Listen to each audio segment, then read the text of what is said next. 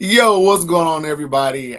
Oh my God, a lot has happened within the last couple of weeks, but you're about to tune into episode 4 of the Collin Mazzaratie-Evermore Experience Show, where I'm here to give you my experience dealing with family, friends, life, love, community, and overall bullshit. Okay, again, it's my experience.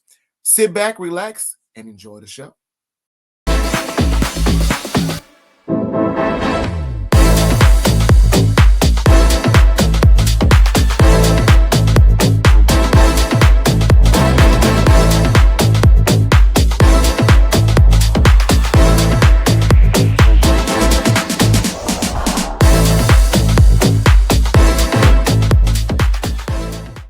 Hello, everybody. Sorry, I had to take a sip.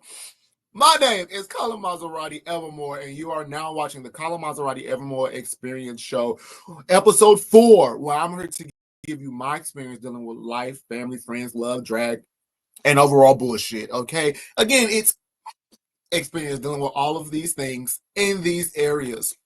And OMG, a lot has happened within the last couple of weeks. Okay. It felt like it's been forever since I filmed. Oh my goodness. And a lot has happened. I know that episode 4 is supposed to have our Mr. Gay United States at large, the one, the only Noah Maserati still, but he's Mr. National, so he is super busy right now. So it's hard to really get him to slow down and come and sit down and talk to me. But trust me, I'm gonna get his ass to slow down, okay? So he can come and talk and give his experience on dealing with everything that is going on. And then also, as you guys saw in episode 3, I had the one, the only Zane Maserati, and a lot with him has happened since that episode filmed and since it had been aired. So I was having technical difficulties, right? Trying to put that episode out. And so finally had to sit down with Christian and talk with Christian, and we was able to work around it and finally get it up and out to you guys. But since that episode was filmed, a lot has happened. So the first thing first, dealing with Zane. Zane, as you guys saw in that episode, was competing in a pageant, the MTUC pageant, which stands for Metro Trans Umbrella Group Royal Pageant. And Zane was crowned Mr. MTUC, okay? Oh, go Zane. I want to send out a congratulations to Zane and the rest of his court. They have a miss and a mix. And I want to give a congratulations out to them. The pageant was beautiful, you all. And by the way, I literally flew from Vegas the day of the pageant, landed at 5:30, ran home, threw some water on my ass, threw on an outfit, and got myself to that pageant. That's dedication, okay? So if people say, "Oh, I couldn't make it because of so and so," they wasn't dedicated, okay? They're not. Your event wasn't important enough for them to work some things around, okay? I worked some things around and got there, all right? And not only because my nephew and my son both were running in the pageant. Ryan, hey Ryan. Congratulations on your placement as well, bro, especially for it to be your first pageant. Congratulations. You did a phenomenal job. But also because as of right now, as we all keep saying, we need to stand united as a community. That right there shows dedication and united. Okay, like we need to do things more like things like that and stop coming up with all of these excuses. No tea, no shade, but a lot of us give poor, pitiful excuses on why we can't support each other. Just saying, it's my experience. I had it happen to me. Okay, but we're not going to get into that. We're not going to get into that. Other things that happened. That was a little bit shady. That was. But it's all right, because what they going to do about it? It's my show. The other thing that happened was I've been doing a lot of traveling. Okay, a lot of traveling, child. I went to my first national pageant, the Westland pageant, and that's where Noah Maserati still did his first national walk as Mr. Gay United States at large. And I have to say, I had a fantastic time. Now, I didn't go to day 2 because we were also celebrating Noah's birthday as well. But we did go to day 1. And when I say the talent that was in that room, like, oh my goodness, for me to finally see a national pageant in that capacity was phenomenal. And St. Louis' very own Tiana Maserati Steele was crowned Miss Westland 2025. So I want to send out congratulations to her, because this is something that she has worked so hard for, so hard towards, and she has literally set a standard for all of us, drag queens, kings, mixes, male leads, femme fatales, that when you work hard and you want something as badly as she wanted Westland, your dreams can come true. Same thing with me. Mr. Pride took me three times to get it. And I'm not getting up off of it. Okay. Like, I'm going to show and have shown why I should have been crowned Mr. Pride years ago. But this was my season. And that's something Tiana instilled and said, like, when it's your season, it's your season. And this is your season. So congratulations, Miss Tiana Mazzaratie still on becoming Miss Westland, honey, the Midwest queen. Okay. So I'm here for it. And then the following weekend surprised my brother Christian. A group of us surprised him in Las Vegas for his birthday, which was my first time going to Vegas. And when I say it was a phenomenal experience, like, I want to go back. Okay. Even though Sunday, y'all, I woke up sick as a dog, had to go to that airplane, get on that plane, and fly back to St. Louis. Oh, but it was, when I say a time was had in Vegas. So, like I said, a lot of things has happened since the last time I filmed and posted the last episode up until now. So again, congratulations to everyone on their wins and their pageants. Happy birthday to those that we celebrated birthdays for them. Now getting to experience something. So Valentine's Day is coming up. Yes, Valentine's Day is coming up. Oh, and there's love in the air for a lot of people.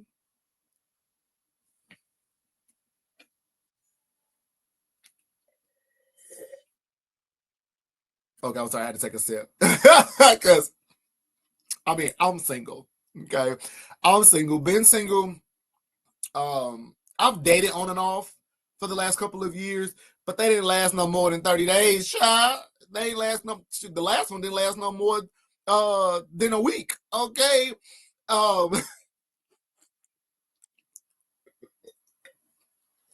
Listen, I try my best to say that I'm a hopeless romantic, because, to be honest, I am. You know, if you take what the universe says with my sign, because I'm a Cancer, and if you take my love languages, they said I am a hopeless romantic. Okay, I just have poor luck in the hopeless romantic department. Like, I can't find somebody that I connect with anymore. And it's not because I've been hurt or whatnot, not because of that. It has nothing to do with because I've been hurt. It just has to do with the fact that I am just at a different realm. So I was with someone over a decade. Me and this individual, we were together for over a decade. It wasn't the perfect decade, but we got to a place where we didn't want to start over. We got together when we both were 18, and we had issues literally from the moment we got together. There was problems, but because we're 18, we're 18. And then too, also I had a daughter at that time too. So my daughter was born October of 2006. I started dating this individual December of 2006. So it was like, oh my goodness. At the time, I got everything I want. I got my child. I got love. My finances was on point. Like, I was like, this is what I wanted. And so I stuck with it. And then, like I said, things happen within those 10 years. You have destruction in your relationship. You have friends and family that try to destroy it. You all destroy it. And we just finally say, you know what, we can't do this anymore. We gave each other enough of our time. We need to. Now, I was not completely over it. Okay, I wasn't completely over the relationship. Yes, I wanted it to linger. Like, I genuinely love this individual. Okay, and still to this day, still have love for him. We talk now. We're great. He's in a whole other relationship owned by his business. I'm the one still sitting here trying to swim in the sea of fish, okay, and keep getting these damn jellyfishes, okay? Where is my store? Okay, where is my store fish? Dang. No, but no. In relationships, things happen, and you have to understand that that's okay. You know, it helps you grow.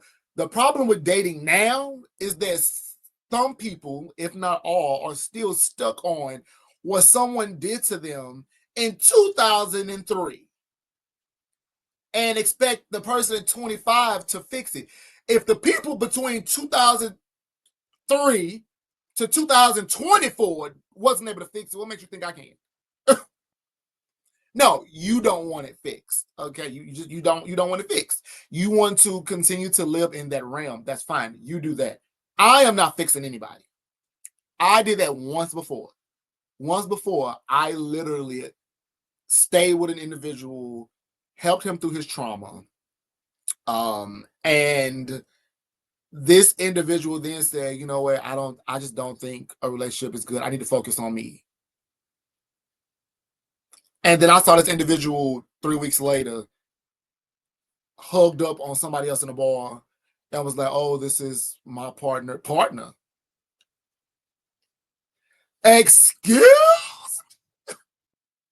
When I say I had never, ever in my life wanted to burn up a bar like that day. Okay, because like it was me that stuck with you this last 6 months to a year as you were healing from what somebody did to you 5 years ago, you know. And I know some people are like, well, you done one, you done one. Most of y'all have done it. Y'all just afraid to admit it because y'all don't want to look dumb. It's not looking dumb. It's the fact that it still showed that there's still actual loving, caring, romantic, pure people here that should and will have love, okay? Because I'm going to have it. I just hope that it happens before I turn 50 and that, you know, I don't want to boom, bop, bop no more, okay? And then you have a lot of people who like, who's infatuated with sex. And that's fine. It's part of human nature, people. It's part of human nature. I hate people like, I just want somebody that just, you know, that just don't, that's not so infatuated with sex. Sex is part of human nature. Okay? Like, it's going to happen. Okay? Get over it. Now, I get it. So all some people want is just sex. And that's their right. If they all they crave is sex and not a attachment with love and romance, great. If they let you know that, great. Then don't deal with them. But find you somebody that wants it all. Okay, that wants the romance, that wants the affection, that wants the love, that wants the sex, that wants like that passion. Okay, because I mean that's me. That's me. I have went a while without sex, and I became real grouchy. Okay, but once I had it, I was cool. Like, okay, you know, I was backed up. All right, I had to. Whoo, okay. Because this is a web series, so I can't say everything that I really want to say. But, you know, it happens. It happens. So, you know, like, oh, my God. It needed to. Sorry, I just literally got a message. I want to be sure it's not my son because he said he was coming by her. So, like, literally, when I say it happens and people need to stop saying, like, oh, my God. Oh my God, I want sex, want the one wop, or I don't want sex. Like, get over it. Allow it to happen. Allow it to happen. You know, and it'll be okay. The only thing I say is don't rush it. Do not rush love. You know, but also do not take a back seat to it in neither. And what I mean by don't take a back seat, if somebody said that they're not ready, don't try to fix them to be ready. Don't try to wait around. Because that's the last thing. Because while you're trying to wait on them to get ready, your soulmate could be standing right here next to you, and you will never know it. Now, I'm not saying go through Jim, Joe, John, Jack, Christina, Kelsey, Sabrina. I'm not saying go through that many people in the time frame, okay? Because some people will. Now, me, I just can't lay down with just no anybody, okay? Like, I can hang out with you. Like, I can hang out with anybody outside. But when it comes to the intimate part of my room, the intimacy, and we're in the room in that bed, I just can't lay with just know anybody. No, I'm sorry. We're just meant to be friends. We're not meant to be cuddle buddies, okay? And baby, I love me a good cuddle. Love me a good cuddle, okay? But when it comes to giving them my body and giving you my body, no. So back on topic. Valentine's Day. Sorry, I got on my soapbox. Valentine's Day, it's coming up. It's a lot of people will say Valentine's Day is overrated. A lot of people will say that Valentine's Day is just you should be able to show love all year round, which a lot of people do. A lot of people show love all year round. For me, Valentine's Day was my favorite holiday, and that's because the individual I dated in high school, he taught me how to be romantic. He taught me how to be loving, and he helped me tap into my romance side. And baby, when I say Valentine's Day for him and I, like, he made it beautiful.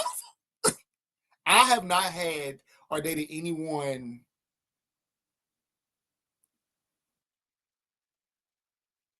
I have not dated anyone, because this is my experience and I'm going to be honest.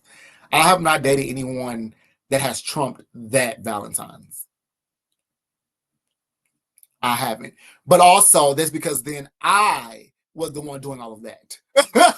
I was the one making Valentine's Day romantic, making the scene beautiful, like making sure that when my spouse came home for Valentine's Day, on Valentine's Day, that they walked into roses and blooms and candy and food and sexy lingerie and gifts. It was me. Now, I did date someone who lived out of town, and I flew to Atlanta, because this individual lived in Atlanta, to see them for Valentine's weekend. No, they flew here. Carlton, get it right. They flew here for Valentine's Day weekend because they got me this necklace that had, it was a puzzle piece with his initial and mine initial on it, and then I got them a hoodie made. But they literally had a gigantic ass teddy bear and these multicolored roses delivered to my job. Now, that's the first time that has ever happened, that someone had anything delivered to my job for me. And what's crazy was I had left work early that day because I knew they were flying in. And my boss called me and said, "Hey, how far are you?" And I was like, "Girl, like 10 minutes." Why? She's like, "Because something was just delivered here for you." I said, "What? For me?" She said, "Yeah." She said, "Literally, you probably just put off the lot." Went back and he had those delivered to me. But I've always been the one where Valentine's Day was the holiday where I literally outdid myself. Okay. Like, for the person that I care about. Now, in the last couple of years, I have not had a Valentine's, so I've been spoiling myself. Okay. And it looks like this year is going to be the same thing. Okay. 25 is going to be the same thing. The last time I actually had a relationship for Valentine's Day was 22. That's the last time that I actually was officially with somebody, and we was like, we're a couple and let's do this for Valentine's Day. So, again, not trying to hate on y'all that's in relationships. I'm glad y'all in them. Please work it out if y'all can, but also don't be a slave to it. If it ain't working out, let it go, okay? But at the same time, I'm a hopeless romantic, and I really, really want to finally be able to experience that. So we'll see. Then we got Mardi Gras, which I am going to go full into details on the next episode with Mardi Gras. Hopefully I can get Noah Mazzaratie still behind on here. We'll see.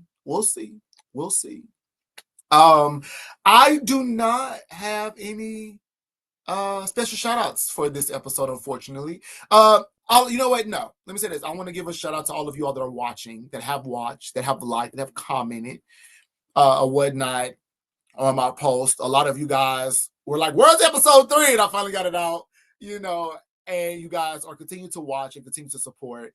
So I truly, truly do appreciate that. As I said before, all of this is coming out of my own personal pocket. So if you want to send a little love token, just, my Cash App and my Venmo will be down in the description box. So you can go ahead, send me a little coin. I don't give a crap if it's $5. Okay? Send it. If you want to shout out, message me and figure out how much your shout out is, or if you want like your posters, your flyers, or anything shared on this post, you can do that. And I did not start my episode off like I normally do. I am so rude, honey. For y'all that do not know me, my name is Collin Mazzaratie-Evermore. I am the Divo of the Bevo, and I am your Mr. Pride STL 24 for another 2 months, y'all. And we crowning the next court, okay? Yes, so thank you for tuning into episode 4. Again, I hope that this episode was delightful. I was really hesitant on filming episode 4 because, again, it was supposed to have been a special guest on here, so I really didn't have a topic to talk about. But if there's a topic that you want me to express my experience on, please also drop that in the comments as well, and I definitely will talk about it. Again, it's dealing with my experience in all of these areas. I am not afraid to say it, honey. I am an open book, okay? Because one thing nobody can say is, we're going to say a tell-all. Baby, no, just go watch his web series. It's all on there. Thank y'all for tuning in. Peace out.